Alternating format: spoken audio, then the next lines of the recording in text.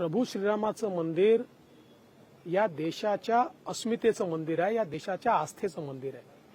हा पर्व कुठल्या पक्षाचा विचारांचा नाही, हा पर्व देशाचा आहे। भारतीय संस्कृतीवर लागलेला कलंक हा मिटलेला आहे आणि पुन्हा एकदा आपली अस्मिता प्रस्थापित करण्याचं हे काम आहे। त्यामुळे याच्यावर जे लोक राजकारण करतायत त्यांची बुद्धी छोटी आहे, त्यांच्या छोट्या बुद्धीला मी काही उत्तर देऊ इच्छित नाही। सगळ्यांचं पर्व आहे। ज्याला वाटतं मी हिंदू आहे, ज्याला वाटतं मी भारतीय आहे, ज्याला वाटतं ही माझी अस्मितेची लढाई मी जिंकलेलो आहे, असा प्रत्येक व्यक्ती हे जे पर्व आहे हे पर्व साजरं करतो। आपल्या सर्वांनाच कल्पना आहे की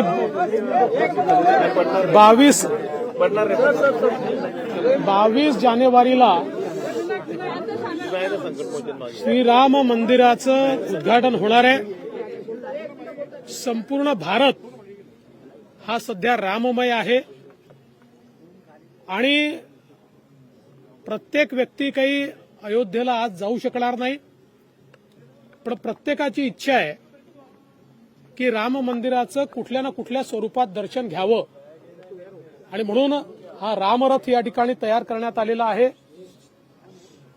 श्रीमती श्वेता शालिनी यांचं मी अभिनंदन करतो की त्यांनी अतिशय चांगला रामरथ तयार केला आणि आज एक प्रकारे तो रथ समर्पित करण्याकरता श्री रोहित शेट्टी, मी आणि गिरीश महाजन आम्ही सगळे या ठिकाणी आहोत।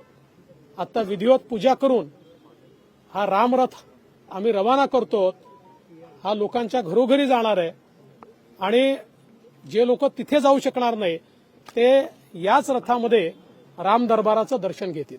या मंदिरावरून एक पक्ष हायजॅक करते अशा पद्धतीचे वारंवार टीका आहे ते केली जाते। असं आहे की एक गोष्ट लक्षात घ्या, प्रभू श्रीरामाचं मंदिर या देशाच्या अस्मितेचं मंदिर आहे, या देशाच्या आस्थेचं मंदिर आहे। हा पर्व कुठल्या पक्षाचा विचारांचा नाही, हा पर्व देशाचा आहे। हा देशातल्या सर्व हिंदूंचा आहे। या देशात भारतीय संस्कृती मानणाऱ्या, तो कुठल्याही धर्माचा असो, त्याचा हा पर्व आहे। कारण भारतीय संस्कृतीवर लागलेला कलंक हा मिटलेला आहे आणि पुन्हा एकदा आपली अस्मिता प्रस्थापित करण्याचं हे काम आहे।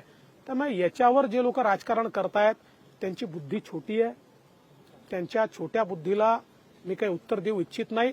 सगळ्यांचं पर्व आहे। ज्याला वाटतं मी हिंदू आहे, ज्याला वाटतं मी भारतीय आहे, ज्याला वाटतं ही माझी अस्मितेची लढाई मी जिंकलेलो आहे, असा प्रत्येक व्यक्ती हे जे पर्व आहे हे पर्व साजरं करेल। तुम्ही देखील या लढाई घोषणा दिलेली आहे, तिसरी बार मोदी सरकार, अब की बार 400 पार। त्याच्यावर आपण नंतर बोलू। आज राम मंदिर आहे आपलं। तुम्ही देखील सहभागी होतात या सगळ्या गोष्टीमध्ये, काय आठवणी आहेत? आणि मला अतिशय या गोष्टीचा आनंद आहे, समाधान आहे आणि अभिमान आहे की 3ही कारसेवांमध्ये मी त्या ठिकाणी उपस्थित होतो आणि मला त्या गोष्टीचा अभिमान आहे की देशाचा कलंक जेव्हा खाली आला, जेव्हा तो तुटला, त्यावेळी देखील मी त्या ठिकाणी हजर होतो। या आंदोलनामध्ये सेंट्रल जेल बदायूमध्ये देखील मी काही काळ त्या ठिकाणी होतो। या आंदोलनाच्या प्रत्येक अंगाशी मी जुडलेलो आहे, याचा मला अभिमान आहे। आणि म्हणूनच आज ज्यावेळी राम मंदिर होताना दिसतंय, एक कारसेवक म्हणून मला अभिमान आहे। जो संघर्ष माझ्यासारख्या लाखो कारसेवकांनी केला, आज ते राम मंदिर त्या ठिकाणी तयार झालं आणि प्रधानमंत्री मोदीजींच्या हस्ते त्याचं उद्घाटन होणार आहे।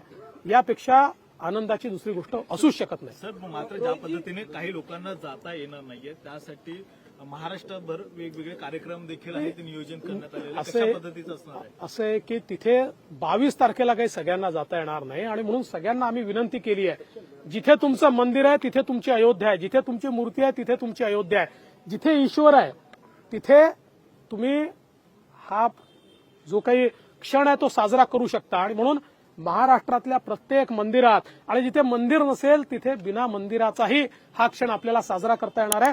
आपण सगळे मिळून हा क्षण साजरा करूया।